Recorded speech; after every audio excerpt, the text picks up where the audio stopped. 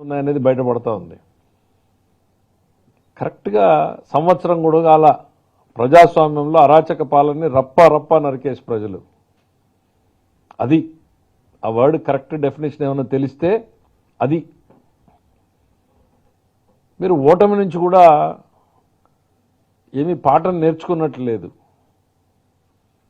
ఎందుకు ఓడిపోయామనేటువంటి ఆలోచన మీరు చేసుకున్నట్లు లేదు. ఎందుకనంటే మీరు పోతున్న పంతం మళ్ళీ అట్లానే ఉంది.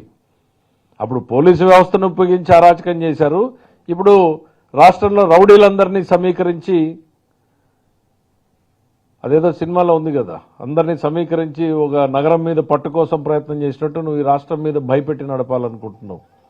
ఇక్కడ ఉన్నది చంద్రబాబు గారి ప్రభుత్వం. నక్సలైట్లని, ఫ్యాక్షనిస్టుల్ని చూసి కలబడి నిలబడినటువంటి నాయకుడు. చాలా లెంగ్తీ రోపిస్తాడు మా ముఖ్యమంత్రి గారు. చాలా ఓర్పు, చాలా సంయమనం ఆయనకి. నీలాంటి అరాచకాల్ని మాత్రం సహించేది ఉండదు అనేటువంటిది ఈరోజు చెప్తా ఉన్నాం.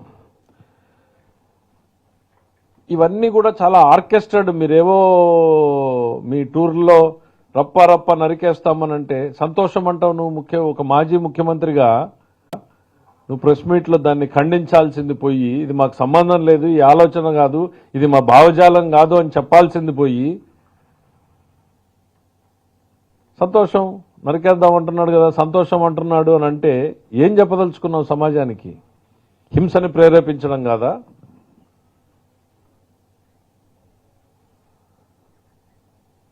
డిక్లేరింగ్ ది వార్, ఈ పదాలన్నీ ఎక్కడి నుంచి వస్తున్నాయి అనంటే మీలో ఉన్నటువంటి ఆ ఫ్రస్ట్రేషన్, ప్రజల మీద ఫ్రస్ట్రేషన్. మీకు ప్రభుత్వం మీద తిరుగుబాటు కాదు, మీరు ప్రజల మీదే తిరుగుబాటు. ఎవరిని నరుకుతారు మీరు? ప్రజలనా?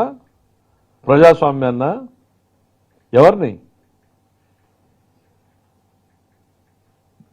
ఓటమి నుంచి మీరు అసలు ఓటమిని అర్థం చేసుకున్నట్లు లేరు మీరు ఇంతవరకు.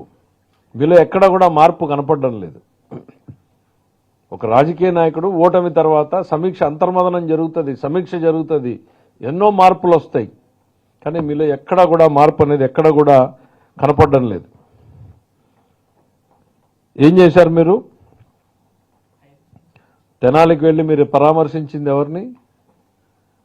9 కేసులో 10 కేసులో ఉన్నటువంటి రౌడీ షీటర్లని. అవి ఏమన్నా మేము పెట్టామా? మీ గవర్నమెంట్లో మీరున్నటువంటి టైంలో మీరు పెట్టినటువంటి కేసులే కదా. ఏం మెసేజ్ ఇచ్చారు సమాజానికి?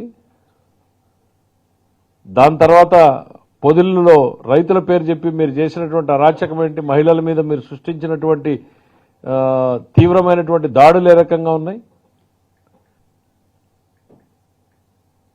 ఇక నిన్నటికి నిన్న నాగమల్లేశ్వరరావు గారి పేరు మీద చనిపోయిన సంవత్సరం తర్వాత విగ్రహ ప్రతిష్ఠ కోసం మీరు ఏదో వచ్చామని చెప్పి 2 చనిపోయారు మీ పార్టీ వాళ్ళు. కనీసం బండాపి నిలబడి వాళ్ళ పరిస్థితి ఏందని పలకరించావా? కర్కశ హృదయం మీది. ఒక్క సెకండ్ కూడా ఎవరు మీ వాళ్ళు ఆపలా. అతను కింద పడితే ఎత్తి అతను ఆడ రోడ్ డివైడర్ మీద పడేసి వెళ్ళిపోయారు. మళ్ళీ మా ప్రభుత్వం అతను 108 సర్వీసెస్ పంపించి హాస్పిటల్కి చేర్చింది, కానీ ప్రాణం పోయింది. 2 ప్రాణం పోతే కనీసం వాళ్ళని ఏంటి అనేటువంటి పరామర్శించేటువంటి ఓపిక లేదు. కానీ సంవత్సర క్రితం చనిపోయినటువంటి అదేంటి మళ్ళీ మా పాపం అంట. పోలీసులు బెదిరించారంట. ఎవరయ్యా గవర్నమెంట్లో ఉన్నది ఆ రోజున? ఎఫ్ఐఆర్ పెట్టిన రోజున గవర్నమెంట్లో ఉన్నది ఎవరు? జగన్మోహన్ రెడ్డి గారు. ద ఎఫ్ఐఆర్ కాపీ ఇది 5/7/2024. జగన్మోహన్ రెడ్డి గారే ఆపద్ధర్మ ముఖ్యమంత్రి. కౌంటింగ్ రోజు, కౌంటింగ్ తర్వాత రోజు జరిగినటువంటి సంఘటనలు ఇవన్నీ కూడా